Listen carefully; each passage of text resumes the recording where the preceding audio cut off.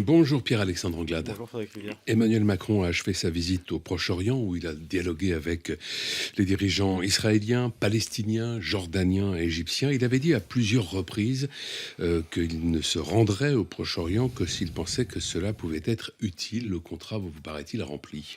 Je crois que son déplacement est un déplacement important, puisqu'il a d'abord évidemment permis d'apporter le soutien de la France à Israël face aux attaques terroristes, mais il a aussi et surtout permis de reprendre langue et de renouer le dialogue avec les dirigeants des pays arabes. Je rappelle que jusqu'à présent, l'ensemble des chefs d'État et de gouvernement occidentaux qui s'étaient déplacés dans la région n'avaient pas parlé avec les dirigeants jordaniens, égyptiens, avec l'autorité palestinienne. C'est ce qu'a fait le président de la République et ça lui a permis, je crois, d'avoir une position complète, c'est-à-dire un soutien à la sécurité d'Israël, mais aussi la nécessité d'ouvrir des perspectives politiques pour les Palestiniens et en l'occurrence d'aller vers ce qui devrait être un objectif pour la communauté internationale, à savoir un État palestinien vivant côte à côte d'Israël en sécurité. Je crois que c'est extrêmement important d'avoir rappelé ce message dans ce contexte. Si on se pose la question en termes d'utilité, puisque c'était le terme qu'employait le président de la République lui-même, qu'a-t-il obtenu? Je crois qu'il a remis sur la table une initiative pour la paix et la sécurité dans la région. Et que jusqu'à présent, aucun des chefs d'État et de gouvernement qui ne s'était déplacé ne l'avait fait. Et donc il a permis, à travers 3 points qui me semblent importants, de recréer du dialogue entre les différentes parties prenantes dans la région.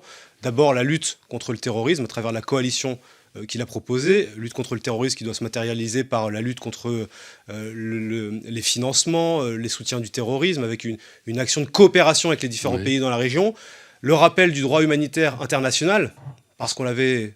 Peut-être que certains l'avaient un peu oublié et donc appelé Israël à une forme de retenue dans sa défense légitime. Et puis évidemment la solution politique dans la région, ce que j'évoquais à l'instant, à savoir un État palestinien, parce qu'il n'y aura pas de paix durable et il n'y aura pas de stabilité dans cette région si nous ne sommes pas capables, la communauté internationale, avec les acteurs régionaux, de donner des perspectives crédibles aux légitimes aspirations du peuple palestinien. L'Élysée avait annoncé que Emmanuel Macron évoquerait la solution négociée, la solution à 2 États, mais aussi l'arrêt de la colonisation. Il n'en a pas été question finalement. Oui, mais je crois que implicitement, lorsque l'on parle d'une solution négociée et de la solution à 2 États, ça passe évidemment par l'arrêt de la colonisation. Et je crois qu'il faut être sur ce point extrêmement clair. La politique de colonisation qui a été menée par le gouvernement Netanyahou ces dernières années a rendu quasi impossible la solution à 2 États. C'est pour ça que si l'objectif de la communauté internationale, et je crois que ça devrait l'être, et l'objectif de la France, c'est d'arriver à une solution à 2 États, ça passe évidemment par l'arrêt de la colonisation en Cisjordanie. Les violences qui sont encore perpétrées par les colons en Cisjordanie à destination des populations palestiniennes. Et donc je crois que quand on parle d'un processus politique négocié qui doit arriver à l'établissement d'un État palestinien, ça veut dire de manière extrêmement claire que la colonisation doit cesser. Cette proposition d'Emmanuel Macron de créer donc une coalition internationale pour lutter contre le Hamas, à l'image de celle qui existe pour lutter contre l'État islamique, a beaucoup surpris, à vrai dire. Vous pensez qu'elle a la moindre chance de voir le jour? Ça, nous le verrons à l'épreuve des faits, mais en tout cas, je crois qu'elle a le mérite d'exister. Et dans ce moment si particulier où nous voyons que la région peut s'embraser, je crois que toutes les initiatives et toutes les idées sont les bienvenues.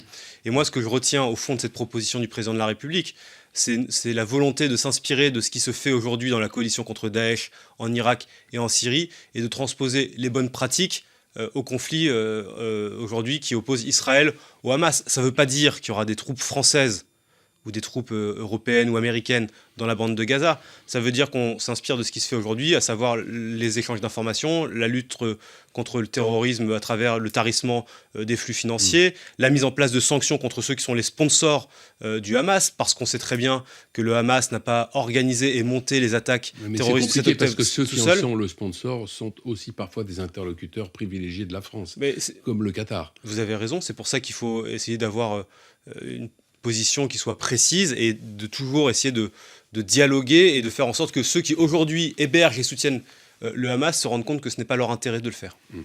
Le Conseil européen qui se réunit aujourd'hui va aborder bien évidemment la situation au Proche-Orient. Est-ce que l'Union européenne peut réussir à prendre le poids diplomatique qu'elle n'a jamais réussi à avoir dans ce dossier ? Moi, je crois que les Européens doivent se réimpliquer dans le conflit entre Mais ils l'ont souvent israélo-palestiniens. tenté dans l'histoire de Et- ces dernières décennies, mais ils n'ont jamais réussi à être un acteur décisif. Oui, mais ils l'ont fait de manière décousue. C'est-à-dire que les Européens, et de très loin, sont ceux qui soutiennent, notamment à travers l'aide humanitaire et le soutien financier, l'autorité palestinienne et les différentes agences qui opèrent dans les territoires palestiniens à Gaza et en Cisjordanie, mais qui ne sont jamais réellement impliqués dans le processus politique. Et donc, il faut que les Européens, aujourd'hui, pas forcément à travers ces institutions, mais à travers le poids qu'ont les différents États membres, s'impliquent à nouveau dans le processus politique, parce que nous voyons bien que ce qui se passe au Proche-Orient a des conséquences aussi dans nos sociétés. Et que le drame des attentats du 7 octobre et de la réponse israélienne ensuite, c'est d'abord les peuples palestiniens et le peuple israélien qui le vivent, mais on voit bien que ça crée des tensions dans les sociétés occidentales, en France, dans beaucoup de pays européens et aussi aux États-Unis. Et donc il faut que les pays, les 27, se réimpliquent politiquement pour arriver à renouer le dialogue politique, pour arriver à cette solution à 2 États que j'évoquais. Le Conseil européen va se pencher également sur la politique migratoire. Le Premier ministre belge a dit il y a une semaine, lors de l'hommage aux victimes de l'attentat terroriste de Bruxelles, je le cite, « Nous ne négligerons pas le fait que l'immigration clandestine a joué un rôle important dans ces événements tragiques. C'est pourquoi nous devons nous concentrer sur 2 dimensions européennes, à savoir une meilleure protection de nos frontières extérieures et, plus important encore, une politique de retour plus résolue et mieux coordonnée pour les immigrés clandestins. » C'est aussi ce que dit d'ailleurs la Commission européenne. Il y a quelques jours, le chancelier allemand a fait des déclarations très fermes sur la question. Est-ce qu'on est en train d'assister à un tournant sur la politique européenne relative aux migrations? En tout cas, je crois que les chefs d'État et de gouvernement, ceux qui n'avaient pas encore pris conscience que la désunion en matière de politique migratoire menait à une forme d'impuissance, sont en train de le comprendre. Et donc il y a beaucoup de chefs d'État et de gouvernement qui bloquaient ces dernières années les réformes du pacte asile et immigration, qui s'opposaient à sa mise en œuvre. Et c'est précisément ce que dit le Premier ministre belge. On a besoin d'avoir une politique européenne qui sécurise mieux les frontières extérieures, qui soit plus rapide dans le traitement des demandes d'asile, parce qu'aujourd'hui, il y a beaucoup de femmes et d'hommes qui arrivent sur le territoire européen, qui sont légitimes à demander la politique d'asile et qui ne l'ont pas, et ça prend des années, et ça décourage beaucoup de monde, et ça crée des situations qui sont intenables. Et dans le même temps, il faut que les Européens soient plus efficaces avec les pays d'accueil et de transit pour reprendre celles et ceux qui sont déboutés du droit d'asile et qui n'ont rien à faire sur le territoire européen. Et une union politique qui est celle de l'Europe à 27, elle a le poids pour peser sur les pays d'origine à travers différents leviers, sur la politique de développement, sur les politiques de coopération, pour faire en sorte que les États qui aujourd'hui refusent de reprendre leurs ressortissants le fassent. Le problème du pacte asile-immigration aux yeux d'un certain nombre de pays n'est-il pas le mécanisme de solidarité obligatoire qui donc est considéré comme une perte de souveraineté?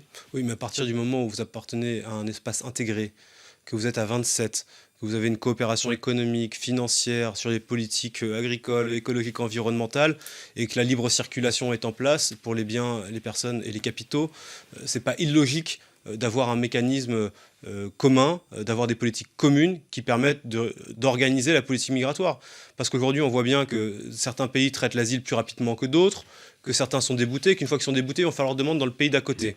Et donc tout ça crée des mouvements secondaires et ça crée une forme de désunion et d'anarchie dans la gestion migratoire. Et donc, si on veut être ensemble à 27, il faut avoir des mécanismes dans les politiques qui sont parfois difficiles à traiter.